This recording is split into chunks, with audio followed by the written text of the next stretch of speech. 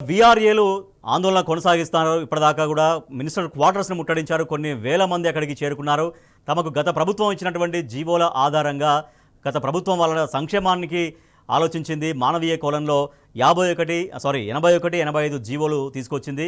ఆ జీవోల్ని ఈ కాంగ్రెస్ ప్రభుత్వం పూర్తిగా పక్కన పెట్టడంతో వాళ్ళకు ఉద్యోగాలు లేక, వారసత్వ ఉద్యోగాలు రాక తీవ్రంగా ఇబ్బందులు పడుతున్నామని, దాంట్లో కొంతమంది వీఆర్ఏలుగా సూసైడ్ కూడా చేసుకున్నారంటూ వాళ్ళు ఆవేదన వ్యక్తం చేస్తున్నారు.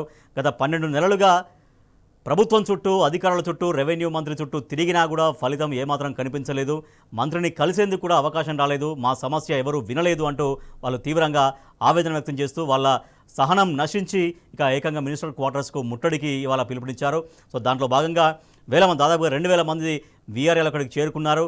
సో వాళ్ళందరినీ కూడా పోలీసులు బలవంతంగా అరెస్ట్ చేసి పోలీస్ స్టేషన్లకు తరలించారు. వాళ్ళ న్యాయమైనటువంటి డిమాండు వాళ్ళ జీవనోపాధితో ముడిపడినటువంటి అంశం కాబట్టి ఆ డిమాండ్ కోసం వాళ్ళు అక్కడికి వస్తే పోలీసులు వాళ్ళ పట్ల అమానవీయంగా ప్రవర్తించి వాళ్ళందరినీ కూడా అక్కడి నుంచి బలవంతంగా ఈడ్చుకెళ్ళి వెహికల్లో వెక్కించి పోలీస్ స్టేషన్లకు తరలించినటువంటి పరిస్థితి. మా ప్రతినిధి కిరణ్ మినిస్టర్ క్వార్టర్స్ దగ్గర నుంచి మరింత సమాచారం అందిస్తారు.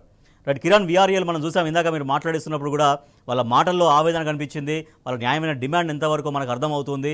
వాళ్ళు ఏడ్చుకుంటూ మాట్లాడుతున్నారు. మేమేమి లంగలం కాదు, మేమేమి దొంగలం కాదు, ఇటువంటి ప్రభుత్వాన్ని, ఈ రకంగా మమ్మల్ని వేధించే ప్రభుత్వాన్ని ఎన్నడూ చూడలేదంటూ వాళ్ళు కన్నీటి పర్యంతం అవుతున్నటువంటి పరిస్థితి. సో వాళ్ళ బాధని ప్రభుత్వం ఇప్పటికైనా ఆలకిస్తుంది అనుకోవచ్చా? వాళ్ళు ఏమైనా ఆశాభావంతో ఉన్నారా?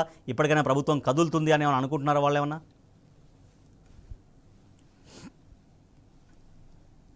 రాయేష్, ఎందుకంటే దాదాపు 1:45 నుంచి వీఆర్ఏలు ఒకవైపు, పోలీసులు ఒకవైపు కొంత ఉద్రిక్త పరిస్థితి మినిస్టర్ క్వార్టర్స్ వద్ద కనిపించాయి. గత ప్రభుత్వం 81, 85 జీవోలు ఇచ్చి తమకు ఉద్యోగాలు కల్పిస్తామని కూడా సర్క్యులర్ జారీ చేసింది, జీవో జారీ చేసింది. అయితే ఇప్పుడున్నటువంటి ప్రభుత్వం 18 నెలలు గడుస్తున్నా తమకు ఉద్యోగాలు ఇవ్వటం లేదు, మా పూట గడవట్లేదు. దాదాపు 400 మంది వీఆర్ఏలు ఇప్పటికే ఆత్మహత్యలు చేసుకున్నారు. వయసు పైబడినటువంటి వీఆర్ఏలు ఎవరైతే ఉన్నారో వాళ్ళు కూడా కనీసం బయటికి వెళ్లి పని చేయలేనటువంటి పరిస్థితులు ఉన్నాయి. కాబట్టి 3797 మంది వీఆర్ఏలకు వారసత్వంగా ఇటు ఉద్యోగాలు కల్పించాలని న్యాయమైనటువంటి డిమాండ్ గతంలో ఎన్నికల హామీలో కాంగ్రెస్ మేనిఫెస్టోలో చెప్పింది. తమకు ఆ ఉద్యోగాలు ఇవ్వాలంటూ కూడా కోరారు. దాదాపు 2000 మంది ఈరోజు ఉదయాన్నే చేరుకున్నారంటే పరిస్థితి ఏ విధంగా ఉన్నదని మనం అర్థం చేసుకోవచ్చు. వాళ్ళంతా కూడా పోలీసులకు కాసేపుడు చుక్కలు చూపించారు.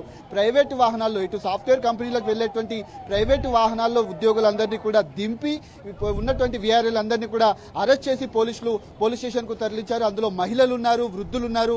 అంతేకాకుండా ఉన్నటువంటి వృద్ధులు ఎవరైతే ఉన్నారో వాళ్ళంతా కూడా చిన్నపిల్లల్ని తీసుకొని వచ్చినటువంటి వాళ్ళు కూడా చాలా మంది ఉన్నారు. పూర్తిగా పోలీసులు కూడా వాళ్ళందరినీ అరెస్ట్ చేసి పోలీస్ స్టేషన్ కు తరలించినటువంటి దృశ్యాలు అయితే కనిపిస్తా ఉన్నాయి.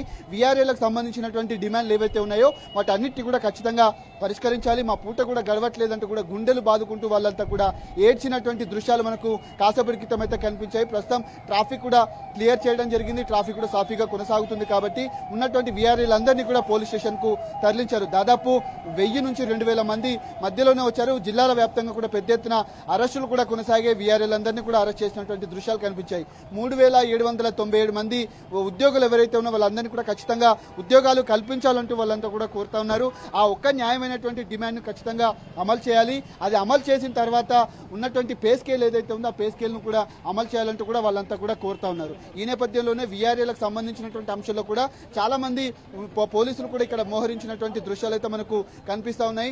ప్రైవేటు వాహనాల్లో వాళ్ళందరినీ కూడా పోలీస్ స్టేషన్ కు తరలించారు.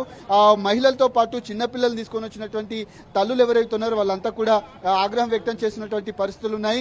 ఎందుకు ఇంత అమానవీయంగా మమ్మల్ని అరెస్ట్ చేస్తున్నారంటూ కూడా వాళ్ళంతా ఆవేదన వ్యక్తం చేసినటువంటి నేపథ్యంలో కిరణ్, ఇప్పుడు వీఆర్ఏలు దాదాపుగా ఈ ప్రభుత్వం ఏర్పడిన దగ్గర నుంచి వాళ్ళు ఎదురు చూస్తున్నామని చెప్తున్నారు. కనీసం మమ్మల్ని పట్టించుకున్న పరిస్థితి లేదు.